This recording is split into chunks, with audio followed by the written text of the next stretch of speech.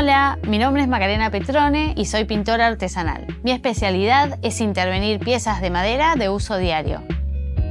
He colaborado con marcas de ropa como Caramelo Bragado, locales de decoración como Quitapenas y Entresueño, con influencers culinarios como Agustina Vives y participé en la revista Olala. Los utensilios de madera son imprescindibles en cualquier hogar. Este material no solo es útil y versátil, es también natural, ecológico y biodegradable. Y lo mejor, nos da la oportunidad de verter nuestra creatividad con acrílicos y pinceles, formas, texturas y colores. Ya sea que busques ligereza, durabilidad y resistencia, existe un tipo de madera para cada necesidad, lista para recibir la pintura y transformar tus ideas en obras únicas.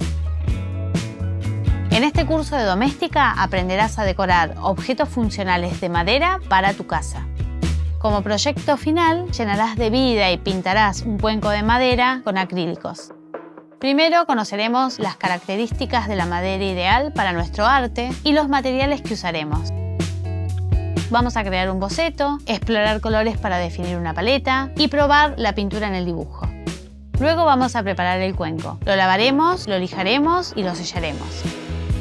Lo siguiente será transferir el diseño al recipiente y empezar a pintar. Daremos forma a las flores principales de la composición y de ahí nos adentraremos en los detalles, volúmenes y profundidad. Finalmente aplicaremos los barnices y te enseñaré a sacar una hermosa foto. Para tu proyecto necesitarás contar con un cuenco y material para prepararlo, pintarlo y sellarlo. Transforma un cuenco de madera en una pieza única para tu hogar.